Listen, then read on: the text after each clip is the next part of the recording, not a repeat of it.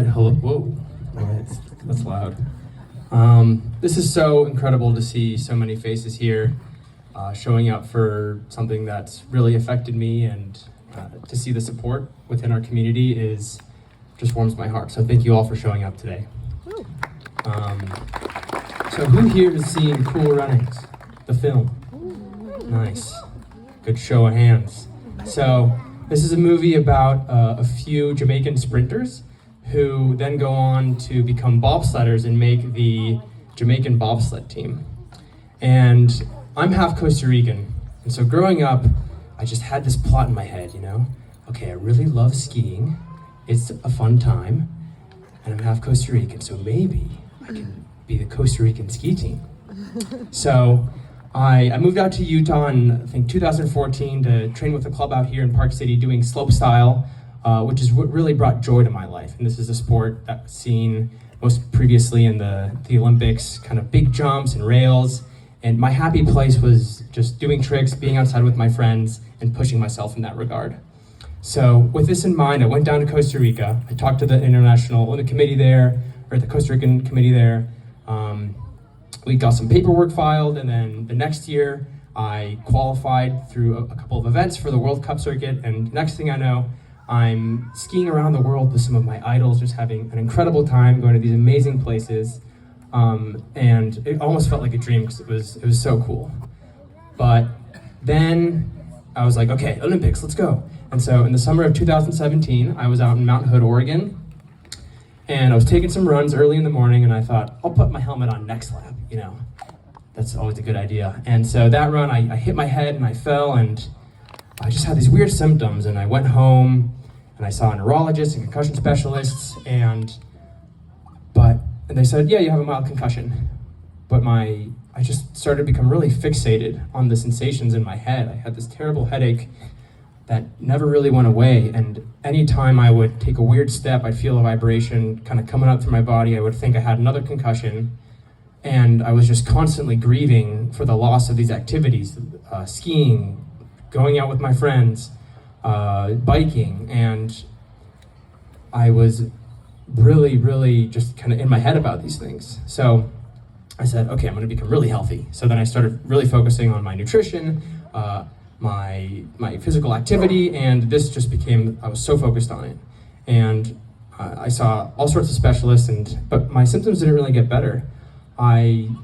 This anxiety that started off with pain in my head started to morph, and next thing I know, I'd eat a burger and I'd think, uh-oh, there's a lot of fat in that, and for the next 5 hours I'd just be checking my heart rate to monitor for a heart attack.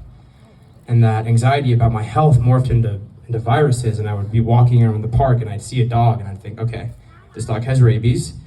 I walked by it, and I would go home and I'd start checking my legs, looking for bite marks, to make sure that I wasn't bit and that I wasn't gonna die.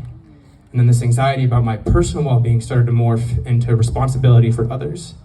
I would be at work going to get a mug of coffee, because, like a reusable mug, and all of a sudden this cup in my hand would become a weapon.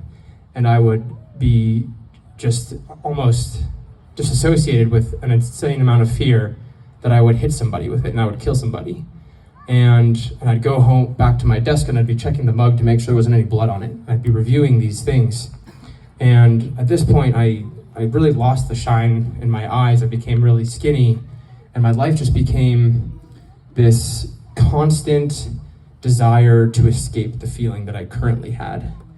Any thought that was in my head was the worst, and I needed to get out of it as fast as I could. But as soon as that changed, immediately, the next fear would overwhelm me with those same sensations. I couldn't drive, because every time I would go out, I thought I would run somebody over. And I would spend, one day just counting the days on my finger until I died from rabies, and I was wondering if I would ever get to see my family again. And the next day I would be just caught in my head speaking to an imaginary judge about, what if I hit somebody? I didn't mean to, I'm not a bad person, I didn't mean to do that, how could it have happened? I would have gone over my head 10, 20 times. And I was just so exhausted of living in these ridiculous and irrational rules that I had made myself, being trapped in this desperate world. So it turns out I have OCD. I'm sure a lot of you recognize the symptoms. And I got diagnosed at the OCD and Anxiety Treatment Center and went and did like 7 weeks of ERP there. And then I went to see Brian. And it was really hard at first. I remember walking in and like first day of ERP, I was like, I felt that if I didn't go get a rabies shot, I was gonna die. And I felt that if I had to drive to there, I was probably gonna kill somebody in my car accidentally. And it felt that way, but I had to trust that the people were there to help me. I had to trust that I could listen to my logical brain, that these things weren't happening. And slowly, I started to learn these techniques to deal with the thoughts in my head. And I graduated from that program, and I started to go to work. I started driving. I slowly started taking up these activities that I enjoyed, biking, and life got a little bit better, but it was hard. And OCD is like that. You have to celebrate the small wins and the way that you recover in steps. So after a few years, I've come to this place where I'm almost, the depth I'm able to experience within my life has been granted to me from the challenges and growth that I've had through the process of recovering from OCD. And at this point, I feel like all I had to do was take that first step in healing, and the rest of my life is a gift, and that it's really a second chance at being here. And that, although that's been my experience, I know that everybody can heal, and that everybody matters, and that everybody's recovery, your recovery matters. We think of healing as this, okay, I have to get to this place where I don't have OCD, but healing it's an attitude, it's an orientation towards wholeness. It's being kind to yourself, because OCD, I think I heard in a podcast, was like one of the 7th most debilitating diseases. And so if someone's out there climbing Mount Everest and they're like, 27,000 feet up, they're not gonna be hard on themselves because it's challenging. So be easy on yourself, because OCD is hard. You can get over it or through it, and it's a very treatable mental challenge, but be kind to yourself. It's a hard thing. And healing is celebrating the small wins. It's a few weeks ago, I was in Southern Colorado teaching breathwork and cold exposure, which is something I do. I teach these things that have helped me a lot. And every morning I'd go into the studio, and there'd be these mouse droppings on the floor, which a few years ago would have just kind of destroyed my experience. And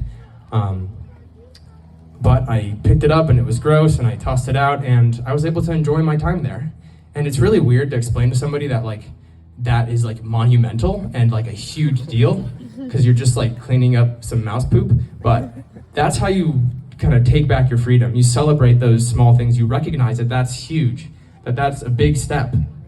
And healing is also being willing to be helped. It's making friends. I wouldn't wish OCD on anybody, but I'm really glad I have friends that have OCD, because they help me get through challenging times, and I can see that when I speak, they understand a little bit about what I'm going through and what my journey's been like. And so before, just to wrap things up, I wanted to leave you with those 3 things. Be kind to yourself during your recovery, make friends, really trust that your brain is going to change, because it does. It's the most amazing thing.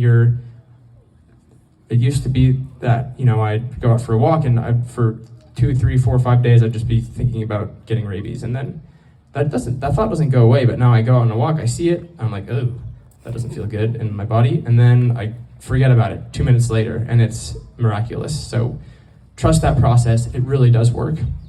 And then lastly, just be with it kind of breath by breath. People with OCD, we really sometimes want to escape our feelings, and just allowing the space for them to be there and to work through them has really helped me. So thank you so much for coming today and for supporting this awesome cause. It's been a pleasure to speak to you. So yeah, thanks.